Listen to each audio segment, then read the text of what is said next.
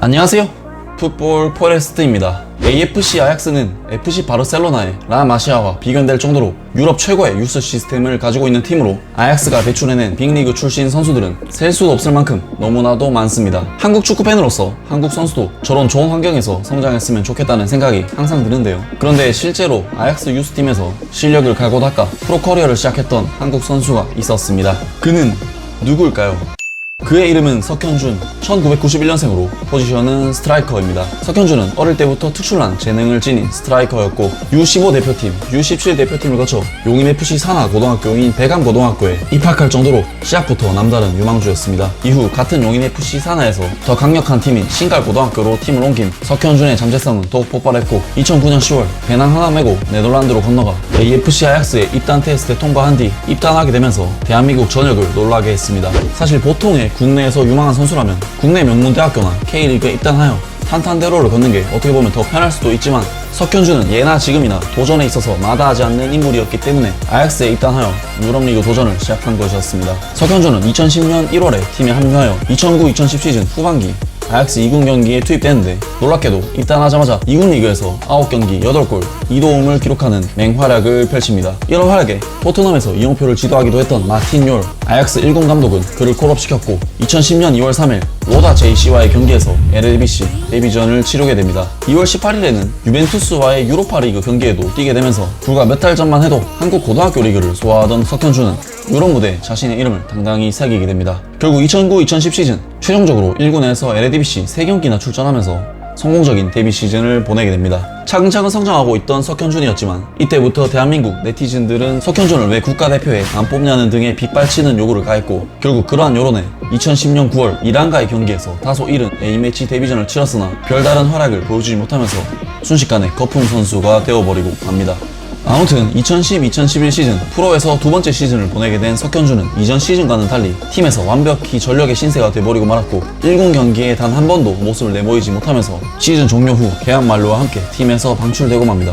생각보다 빠르게 위기가 찾아왔지만 석현준의 아약스 2군 시절 감독인 피터 후이스트라는 석현준의 재능을 잘 알고 있었기 때문에 자신이 지휘하던 팀인 FC 후로닝은으로 불러들였고 그렇게 석현준은 후로닝은에서 2011-2012 시즌을 보내게 됩니다. 2011-2012 시즌 2군 리그에선 6경기 4골을 넣을 정도로 이미 2군급 실력은 아니었지만 후로닝은 1군에서는 우루과이의 공격수 다비드 텍세라에게 밀려 2순위 자원이었고 팀에서 백업이긴 했지만 제한적인 기회 속에 20경기에서 5골이나 넣는 등 활약 자체는 상당히 괜찮았습니다. PSV 아인토벤과의 경기에선 멀티골을 넣었으며 페노르트, 트벤테 같은 강팀에게도 골을 넣으면서 강팀 킬러로서 악명을 떨쳤습니다.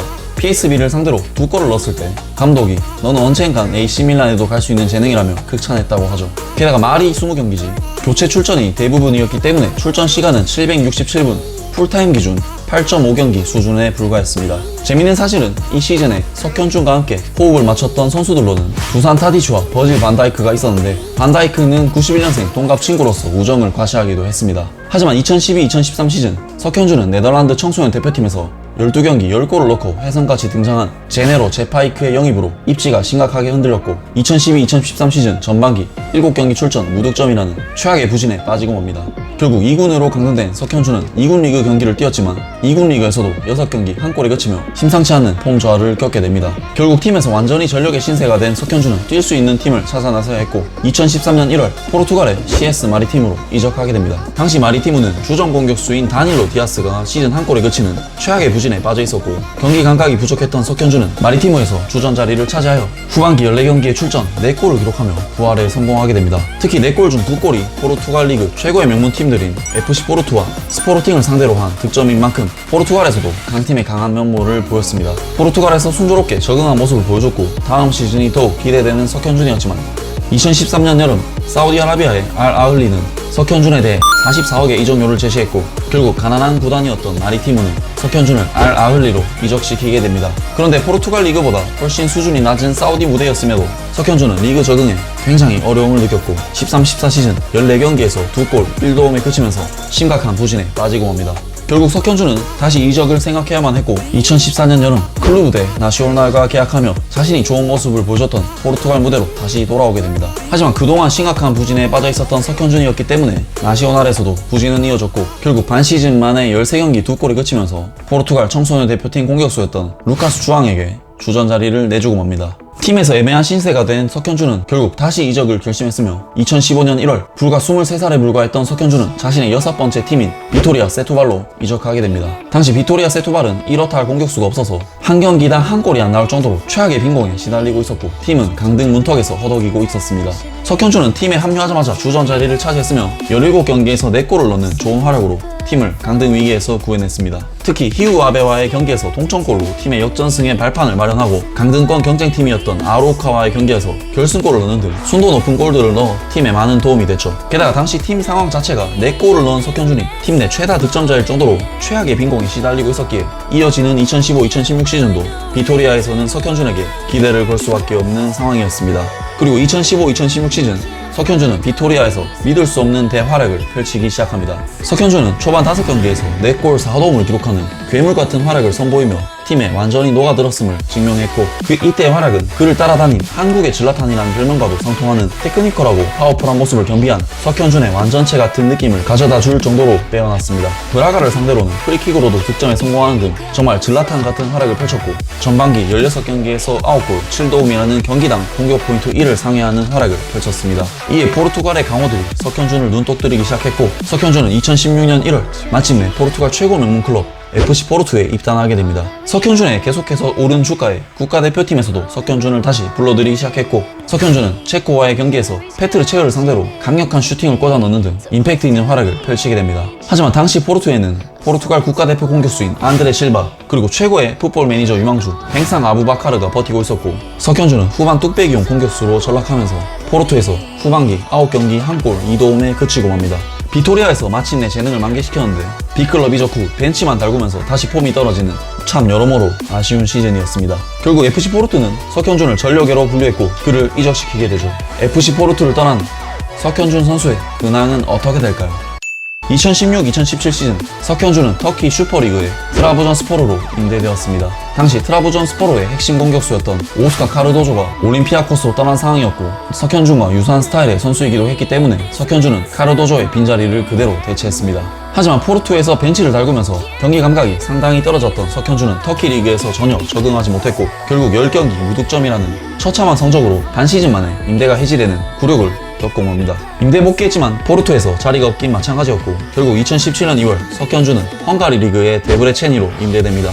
하지만 폼이 너무나도 좋지 못했던 석현준은 수준이 낮은 헝가리 리그에서도 별다른 활약을 펼치지 못했고 13경기 1골 4도움으로 시즌을 끝내게 됩니다. 2017년 여름 석현준은 등번호조차도 배정받지 못할 만큼 FC 포르투에서 이미 완전히 전력의 신세였고 결국 프랑스 리게앙으로 승격한 트로아 AC로 임대 이적하게 됩니다. 사실 프랑스 1부 리그 팀에 임대 이적한 것이 의아할 정도로 그동안 부진했던 석현준이었기 때문에 트로아 임대는 상당히 의문스럽게 느껴졌고 많은 팬들도 다시 그가 벤치로 밀려나서 더욱 폼이 떨어지진 않을까 걱정했지만 석현준은 놀랍게도 주전 자리를 차지했고 스트라르부스와의 경기에서 데뷔골을 시작으로 전반기에만 5골을 넣는 놀라운 활약을 펼치게 됩니다. 하지만 시즌 후반기부터는 기존의 팀 에이스인 아다나 니아네가 컨디션을 되찾기 시작했고 결국 석현준은 다시 벤치로 밀려나면서 2017-2018 시즌 26경기 6골로 시즌을 마무리합니다. 하지만 트로아는 결국 강등을 당하게 되죠. 그래도 그 전 시즌과 비교하면 놀라운 부활이었고 석현준은 트로아로의 완전 이적 옵션을 발동하여 트로아의 정식 선수가 됩니다. 그런데 2018년 여름 이적 시장 1부 리그에서 상당한 실력을 보여줬던 석현준에게 리그앙의 앙제, 생테티엔,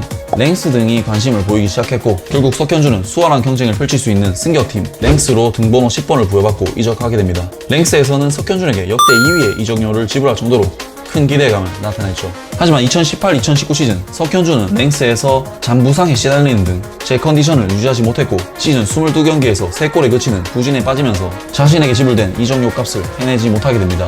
그의 주특기인 헤딩 능력과 톱 자원으로서의 포스트 플레이는 괜찮았지만 공격수로서의 득점력은 거의 발휘해내지 못했고 비토리아 시절 보여줬던 질라탄 같은 모습은 없었죠.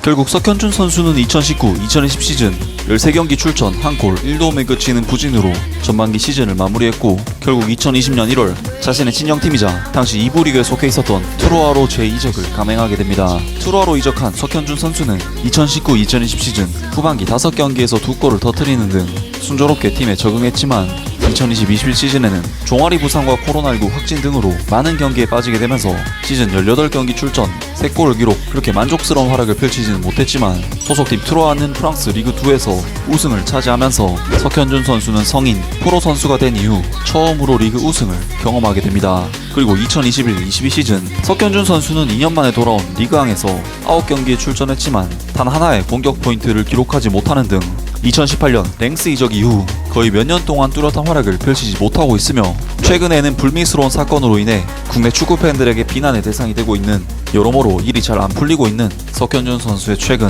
근황이 되겠습니다.